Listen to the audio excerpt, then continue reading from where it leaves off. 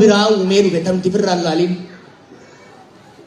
biyyoonni akka Liibiyaa, biyyoonni akka Siiriyaa, biyyoonni akka Yaman gara dimokiraasii ce'uu osoo hin taane wal waraansa diigumsa hamaa keessa seenan. Nuti ummata keenya bal'ootti dabarsu, nagaatti dabarsu, dimokiraasiitti dabarsuudhaaf qabsoofne malee ummata keenya wal waraansa hin caamne galchuu waan hin barbaadiniif regime change yaada jiru duubatti dhiibnee regime reform and transformation ka jirutti deemnee jechuudha.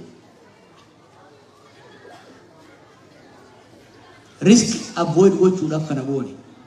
Kanarraa kaanee sanfinne. Obboleessi kee gaafii kaasee jiru. 75 zamana Hayilee Fidaas ni nyaatamne. 91 zamana Leencoo Lataas ni nyaatamne. 2018 zamana keetis ni nyaatamne. Walakkaan dhugaa miti. Akkamitti?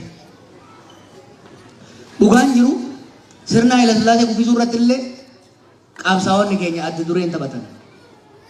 Ummanni keenya adda dureen taphate. Sirna san kuffisee sirna darbuu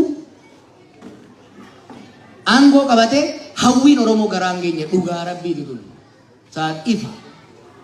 Talammataawo 91 qabsaa'onni keenya shoora guddaa taphatan. Ammallee sirna mallasaatii dhufe bakki Oromoon yaade garaan keenya. 2008 olumaa galatti sadarkaa jedhamutti sirna san kuffisuu irratti ilmaan Oromootu qabsaa'e. Ammallee hawwiin sirna dimokiraasiitiif walqixxummaaf bilisummaa uummata Oromoo hin dhufne dhugaadha. Kumsatee dhugaa. Waan irraa arganne immoo hin irraanfatinaa. Maaliif dhabnee immoo ittiin isin dhufa? 75 bilaash qofa miti beekaa. 75 sirna nugusaa diiguun yoo xiqqaate Oromoon ciisanyummaarraa akka bahee qonnaan bulaan keenya lafa argatu godhe. Lafa argachuun sun qabsoo itti aanu murteessaa ture. Manguddoon nuyittoo jiranii himuu danda'an. Obboleeyyan keenya gariin qaama isin duuduu jiran kan yeroo gabaabduu waggaa 2-3 keessatti lubbuun jiran Zagayyaas Fawwaas jiran. Xaariin isaan godhanii lafa sirna abbaa lafaa harkaa fuudhanii qonnaan bulaa keenya kennan sochii adda bilisummaa Oromoo 80moota keessa godheef shoora guddaa taphate jechuudha. Cinaa nyaanne cinaa nyaadhamne.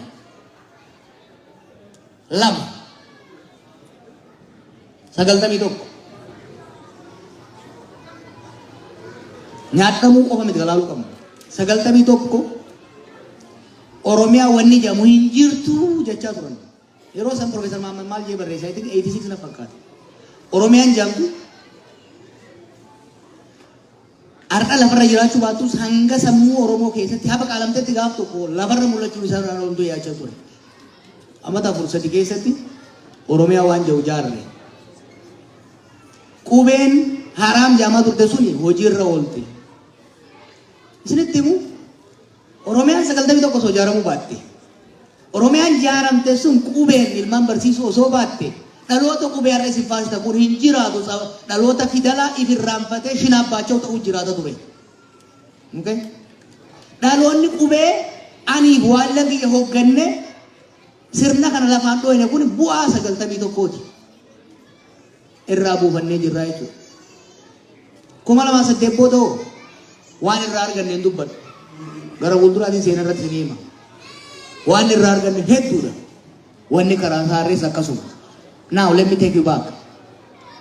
Wanni gaafatu qabdan 75 maaliif guutuutti nyaachuu dhabnee nyaadhamne? 91 maaliif bakka garaa keenyaa dhaquu dadhabne?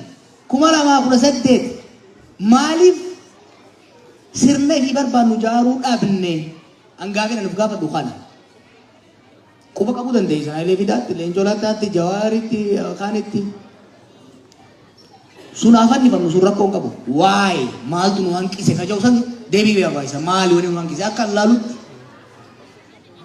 75 dagammaqiinsi saba keenyaatu sadarkaa sanirra turre. Nooti Hayilee Fidaa tokkorraa kan hin argee jira. Namni Oromoo Yuunivarsiitii yeroo san fite 1,200 qofa ture. Nama hanga sadiini dachii san namaa qoodan qophiin hin turre structure jiru san to'achuudhaaf sirna san jan diiguu qaba sun ta'in sirna ijaaruudhaaf qophiin hin turre gahumsa hin qabnu turre akka hawaasaatti 91 garuu 91 yeroo jijjiirame sun dhufutti humnoonni naannoo san socho'an humnaan abaa'oo caalu turan humna namaatiinis humna hidhannootiinis humna siyaasaatiinis hanga fedhe osoo itti fatee galaasaa dilbootii bilee tuulataa hamma dalagansan ol dalaguu hirma dandeenye 91 nothing waan qabaniin gabaabanii bara kuma lamaa kuusa deddeet zamana kiyyaa isiniif hin himu reewu isin himee jedhe hawwii dhabneetii miti riskiin amma dhufe kun haganallee hammaatuu baatu akka jiru numa beeyna turre we took a risk calculated risk bishaan ciisuu kan wayya status quo itti fufuura jijjiirama wayya jijjiirama kana jara kana yoo ka deemu taate rakkoo maaltu narra uuma ka jau we calculated and we took risk we gambled cinaani nyaatamne cinaani nyaanne maaliif nyaatamne reebu isinitti hime jaarmayni jaarame hin turre ka aangoo qabachuu danda'u power vacuum san guutuu sirni danda'u hin turre nuti anaa fi qeerroo waliin turre karratti qophooynes kan dandeenyu social movement ila sochoosaa turre social movement can dismantle a regime it cannot build a system yeroo sanis jechaa turre power angoo warra angoo jiru angoo irraa buusuu danda'a angoo qabatee garuu turuu hin danda'u Ijiptittis kan agarre kana bakka adda addaattis kan agarre kana yeroo sanitti jaarmayoonni keenya osoo wayiwaan hojiin hin hojjetamne kanaaf hiree biraa waan dhabneef jaaramee Oromoo keessaa bakka angoo guutuu ka danda'u yeroo sanitti OPDO qofa ture hamaa ko hamataa ko jenneeti ormarra keenya moo jenneetti kennine we took a risk nala geessuu miti we took a risk ittiin qaanfannu immoo sirna amad meeqa hin danda'amu Obaamaan osoo nafin waggaa 50 biyya kana ni bitan isaan jaan waggaa 5 gaditti daaraa goone bakka san waa jaaruu hin dandeenye ammoo wanni irra fuulleffachuu qabnu wanni anis irra fuulleffadhuu jiru hanga fedhe haa turu mootummaan abbaa irree dhugu hanga fedhe haa turu ammas akkasuma ta'aa turre yennamoo if jaarree qophooyinee sirni dhufu kadantaa saba keenyaaf sabaaf sablammoota biyya sanii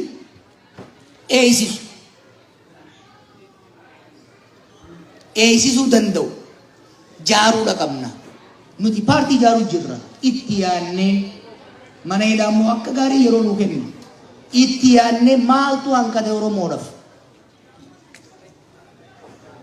mirga isaa eeysisuudhaaf dantaa isaa kabachiisuudhaaf if misoomsuudhaaf maaltu isaan hanqate jaarmaa isaan hanqate political organization cimaa ta'e Oromiyaa fakkaatu tarsiimoodhaan masakamu haala qabatamaa hawaasa isaa biyya sanii naannoo saniif addunyaa hubatee waliin tarkaanfachiisuu danda'u pragmatic and dynamic kan ta'e jaarmaa siyaasaa jaaruu irratti itti seeni blueprint isaa mana hidhaa ta'e keenya itti baanaa hojiitti seenee jiru jaarmaan keenya waggoota lamaan dabre kana ulee hamaa irra godhe godaanisa irraa fayyimne jaarmaa keenya jaarree koora godhannee hoggansa keenya kaayannee tarsiimoo waliigala lafa kaayannee bilcheeffanneeti isinitti dhufu waan hojjetaa jirru hunda isinitti himne I might be wrong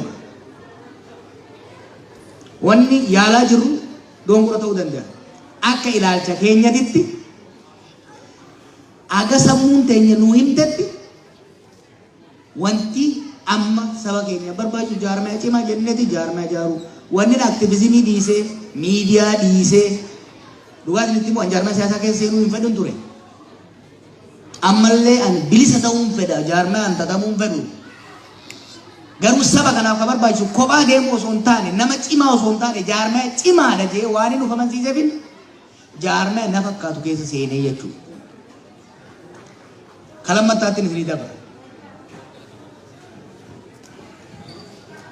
Itoophiyaa subbuu barbaaddanii kan jettaniif isinin kijibnu wallahi isinin kijibnu mararaan isinin kijibne anillee isinin kijibu Kongresiin Federaalawaa Oromoo gaafa dhaabaturraa ka'ee har'as sirna dimokiraatawaa sirna federaalawaa gadi dhaabuutu ummata Oromootii fi sabaaf sablammoota Itoophiyaa kaaniif hundarra wayyaa jee gad dhaabate ittiin amana Oromoon Oromiyaa irratti mootummaa fi filateen if bilchee sadarkaa federaalaatti sabaaf sablammoota kaan wajjin mootummaa isaa ta'u aangoof diinagdee akka gumaata isaatitti baqqumatu akka Profeesar Mararaan jedhutti yoo kan jaarratu taate ni baasaa jennee tamanna.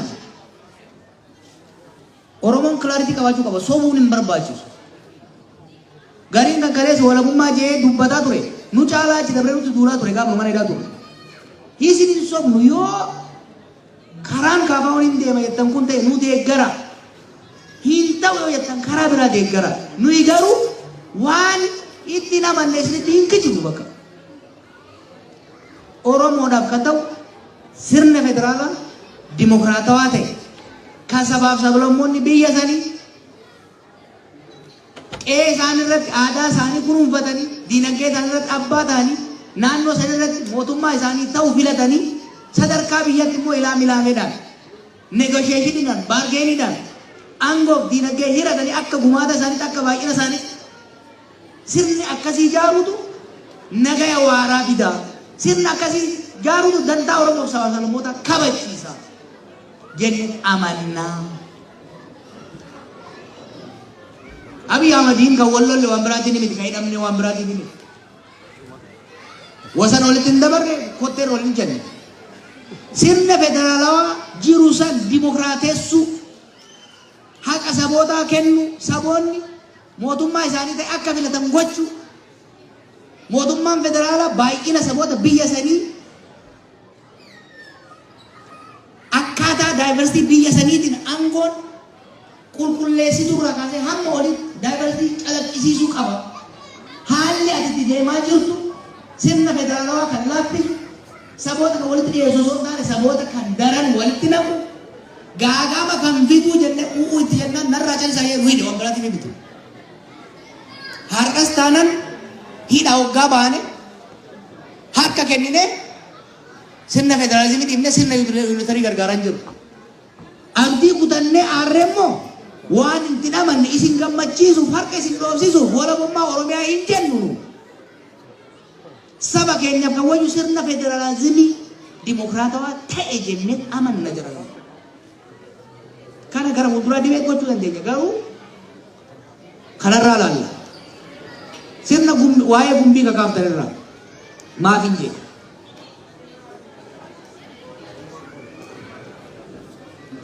Biyya amma jiru state collapse waan jedhamu sirriitti na dhaggeeffadha. State disintegration is probably the most dangerous thing in the world. Maaliif keessattuu yeroo wal waraansaan taatu akka amma laallutti naannoonni nagumaan naannoonni daangaa isa qabatanii bayan wanni jedhamu hin jiru. Dhumaatii Yugoslaaviyaa ta'e ni beekna. Qorannee jira wazzeera dhugaan qabsoo kana tarsiimoo baasuuf deemu biyyoota jira sabni takka takka miilaan keessa deemee argee. Nummoo carraa samuun argannu. The nature of civil war has changed.